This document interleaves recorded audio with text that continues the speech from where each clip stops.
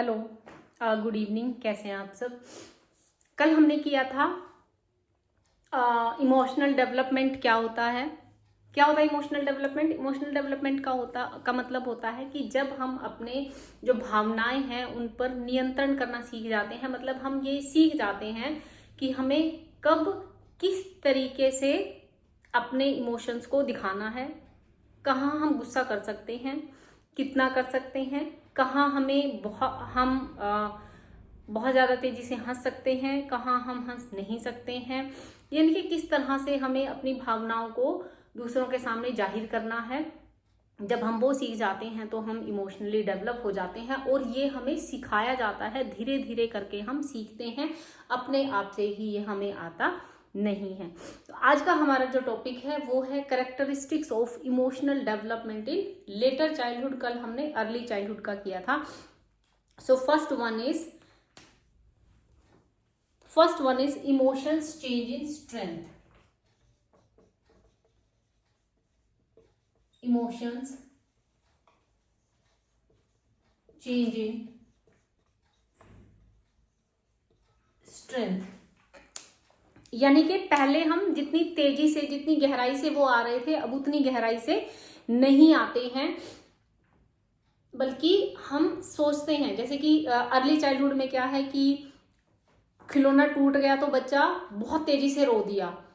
लेकिन यहाँ पर क्या है कि अगर उसका कोई खिलौना टूट जाता है या कोई चीज गुम हो जाती है तो वो उतना तेज नहीं रोता है, बल्कि वो उदास हो सकता है या थोड़ा धीरे रो सकता है। तो उसके जो इमोशंस हैं, उनकी जो स्ट्रेंथ है, आने की जो तेजी है, वो बदल जाती है। अब उतनी तेजी से नहीं आते हैं। वो देखता है, सोचता है, समझता है और उसके बाद ही रिएक्शन देता है। Childrens emotional responses are different. चिल्ड्रंस emotional responses are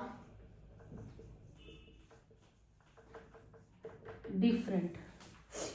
जैसे हम ये देखते हैं कि हर बच्चा अलग है, अलग तरीके से व्यवहार करता है। उसी तरीके से जो इमोशनल एक्सप्रेशंस हैं बच्चे के, वो भी क्या होते हैं, डिफरेंट हो सकते हैं। आप खेल खेल रहे हैं, हार जाने पर एक बच्चा चीखता है, गुस्सा करता है, दूसरा सोचता है, एनालाइज करता है कि हम क्यों हार गए हैं, कहाँ पर हमारी कमी रही है। ये यहाँ पर होना शुरू हो जाता है। अर्ली में ऐसा नहीं होता है। वहां पर तो क्या है, लगभग सिमिलर से रहते हैं इमोशंस, और इन्फेंसी में भी लगभग सिमिलर रहते हैं। लेकिन यहाँ पर बहुत ज्यादा वेरिएशंस आने शुरू हो जाते हैं। सिमिलर सिचुएशन के अंदर आप ये देखो कि बच्चे मान लिया गेम खेल रहे थे, हार गए। एक बच्चा तोड़फोड़ मचा देता है, मैं क्यों हार गया, कैसे हार गया। एक बच्चा खुद से गुस्सा करता है, दूसरा बच्चा आराम से बैठता है और सोचता है कि it's a part of game, वो आराम से बैठ जाता है, उसे कोई फर्क नहीं पड़ता। एक और बच्चा है, वो ये सोचता है कि हम क्यों हार गए हैं और वो बेटर खेलने के लिए कोशिश करता है। तो यहाँ पर क्या है, childrens emotional responses are different, एक दूसरे से अलग अलग रिस्पॉन्स देते हैं। Early childhood fears disappears. This one is amazing. Early childhood fears disappears. जो अर्ली चाइल्डहुड के फियर्स थे वो डिसअपियर हो जाते हैं, and some different appears, and some different appears. अब अर्ली चाइल्डहुड में स्ट्रेंजर से डर रहा था, अब यहां पर वो स्ट्रेंजर से नहीं डरता है। अर्ली चाइल्डहुड में उसको भूत प्रेत, सुपर नेचुरल थिंग्स, इनसे किसी तरह का उसको पता ही नहीं होता, कॉन्सेप्ट ही नहीं होता, तो उसे कोई डर नहीं होता। लेकिन यहाँ पर आकर इस तरह के डर जो है वो शुरू हो जाते हैं। जैसे कि हम सबको एक डर लगा होगा, लगभग सभी इस फियर से गुजरते हैं। आप कोई फल खा रहे थे, उसमें कोई बीज था, आपने निगल लिया, बच्चे ने निगल लिया है, ये अर्ली में नहीं होता, ये लेटर चाइल्डहुड में ये फियर होता है कि वो ये सोचता है कि मैंने बीज, जो ये शुरुआत में होता है, बहुत उससे पहले नहीं होता है ना, कि मैंने बीज खा लिया अब क्या होगा। क्योंकि वो स्कूल जाता है, उसे ये पता लग जाता है कि भाई बीज से तो पौधे बन जाते हैं, उसे इतना ही पता है। तो अब वो जब बीज निकल जाता है तो डर जाता है कि अब पौधा उगेगा, कहाँ से उगेगा। कई दिन तक बेचारा इस डर में गुजार देता है जब तक पूछता नहीं है। बहुत सारे बच्चे पूछते भी हैं कि मम्मी मैंने बीज निगल लिया था अब क्या होगा, भाई मैंने बीज निगल लिया अब क्या होगा। तो यहाँ पर क्या है, पुराने जो डर थे वो चले जाते हैं, नए डर, सुपरनैचुरल, भूत प्रेत, ये वाले डर आ जाते हैं। ये बीज निगलने वाला अलग तरह का फियर है। पहले जिन चीज़ों से डरा करता था अब उनसे डरना बंद है। जैसे हवाई जहाज की आवाज़ से पहले बच्चा डर जाता था, अब नहीं डरता है। तो कुछ नए फियर्स आ जाते हैं, पुराने वाले जो हैं वो चले जाते हैं। Next one is feelings like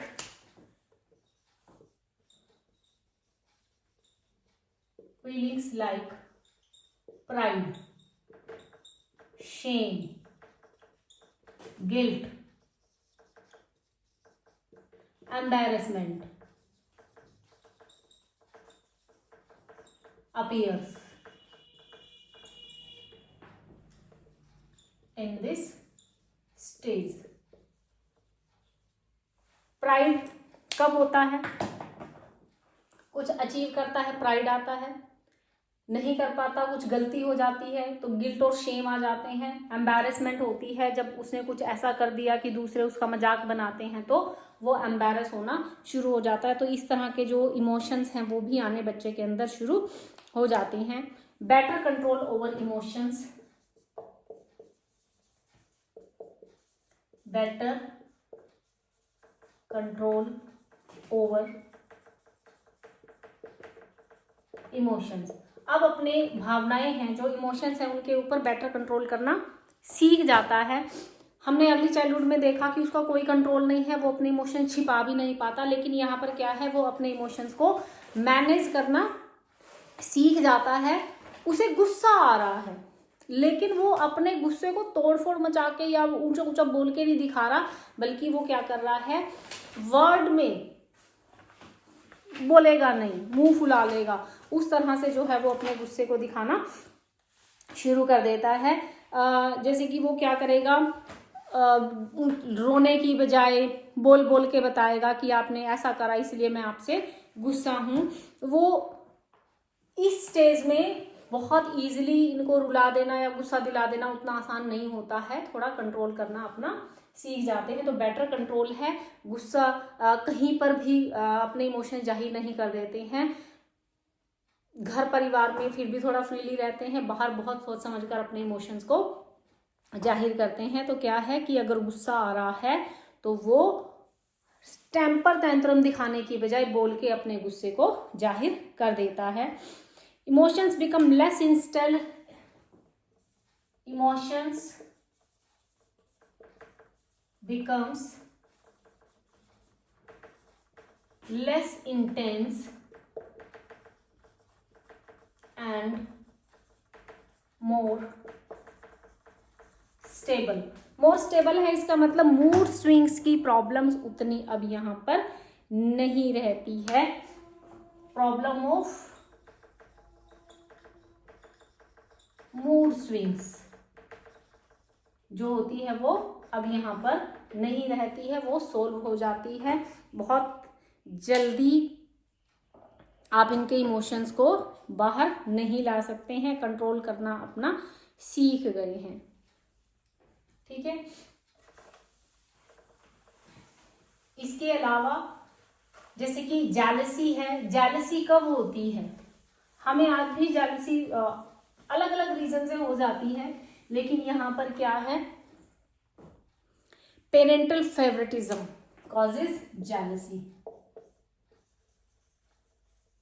Parental favoritism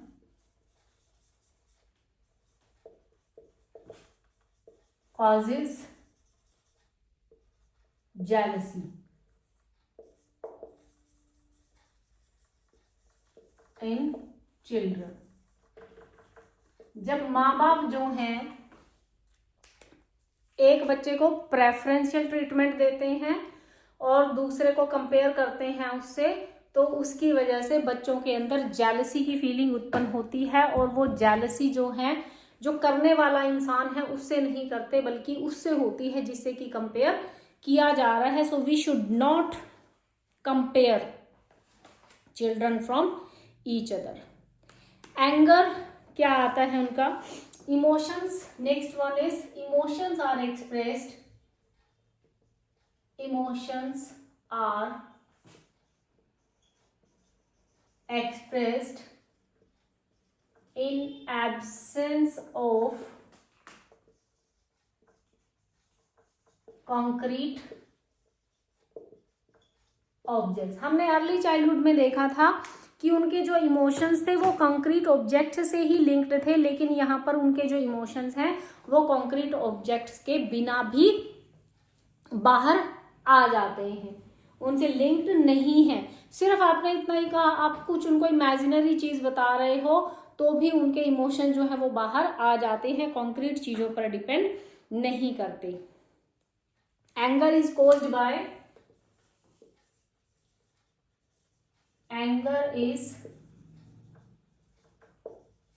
bye टीजिंग.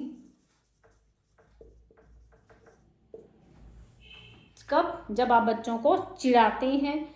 Making unfavourable comparisons. Making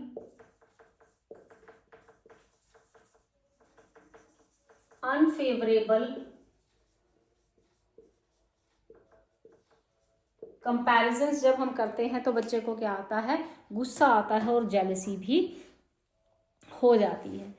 pattern of emotional expression change.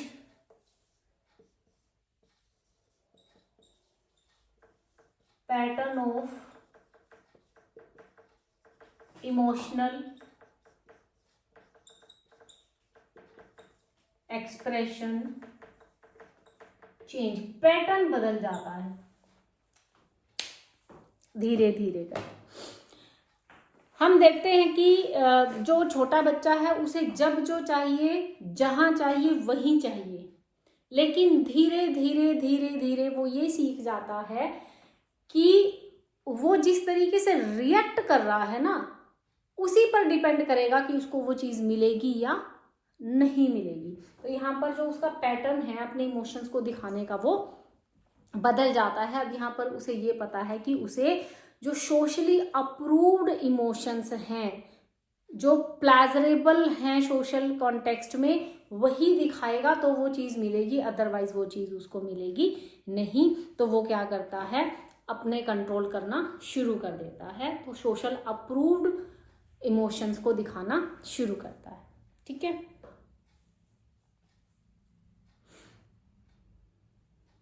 जितना ज़्यादा वो अपने इमोशंस को कंट्रोल करेगा उतना ही ज़्यादा सोशल सिचुएशंस फेवरेबल होगी और जो चाहिएगा वो उसको मिल जाएगा. ठीक है.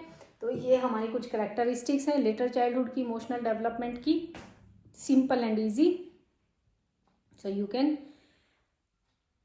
go with this explanation. Okay, thank you.